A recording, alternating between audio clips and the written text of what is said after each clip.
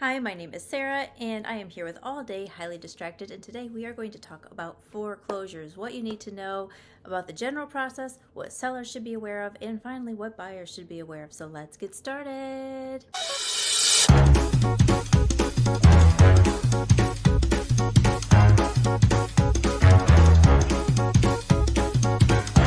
Okay, everyone should know what a foreclosure is, but if you don't, now is your chance. A foreclosure is when a bank takes back the property that a seller has stopped paying on and has fallen behind in payments and has not made any attempt to catch up. Most homeowners will have a 3 to 4 month period of time that they can be behind on payments.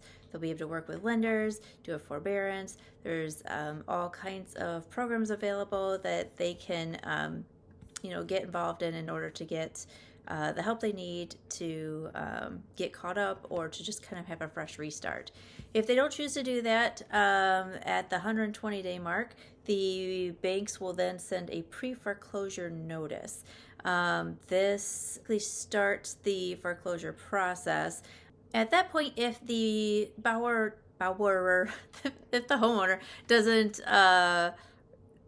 try to work with the bank at all, doesn't call them, doesn't contact them, they will then have to publish a notice of sale. It's called the publication of foreclosure into a paper. Now that used to be like the Grand Rapids Press, Saginaw, Flint News. Now you can find those online, and you just want to look up the public notice of sale, and they'll come right up easily. I have a website that publishes all 8 of them. You can also have them sent directly to your email if it's something that you're very interested in as a buyer. You can just sign up for notices, and every notice that comes out will get sent to your email. They have to do that for 4 weeks straight, and then the notice is also posted on the property itself. At that point, the sheriff's sale will take place on the date that it is advertised to take place on. That will happen in the county. Usually, it's in the county township office. Or the courthouse, depending on the area. And it's the highest bidder, which could also be the lender, wins the ownership. The sale is not final at that point. However, the payment is required at that point, and typically it's going to be a cash payment that's due. They also don't cover any kind of agency fees, so that will be on you as well. And then there's typically some sort of percentage charge that the bank charges as well for the sale to the buyer.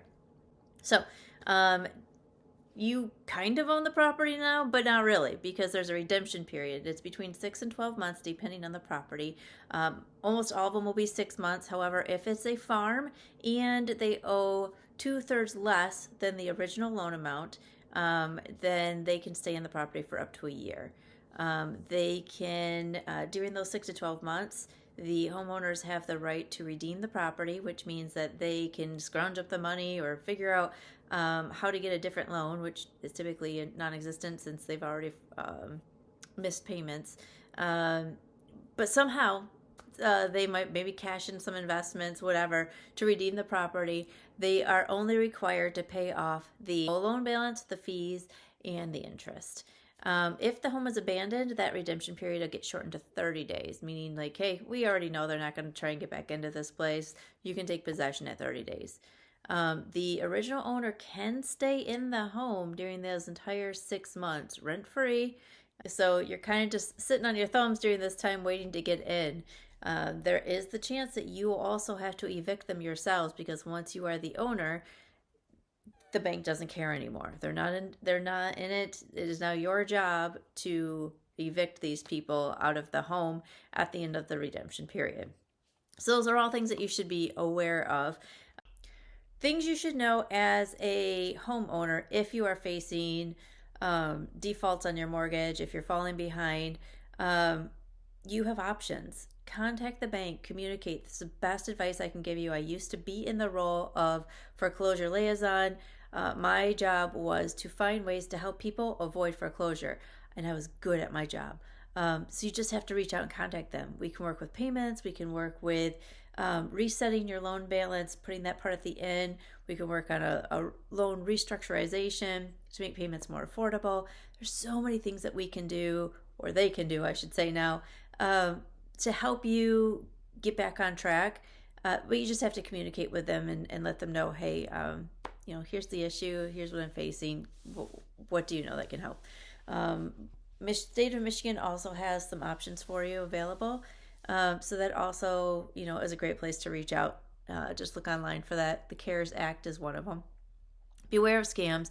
There will be people that contact you and be like, oh, we can help you, or, oh, hey, cash for keys. If you have any questions, look up Marshall Redder. He was an agent in the 90s that got in a lot of trouble for taking advantage of people in a foreclosure situation. So, it's sad, it's scary, but make sure that you're sticking with the bank that you were with, because they're going to be the biggest help for you. You can also sell the house during that pre-foreclosure stage before the sheriff's sale happens, so that you don't end up with a foreclosure on your record. And any agent that's well versed in either a short sale, let's say you owe more than it's actually worth, we can work with the banks. We can get things that we need for you to help you navigate that with the walking away without owing the bank money still. You have lots of options. Just reach out to an agent who can point you in the right direction. Reach out to your bank. They can point you in the right direction. Okay.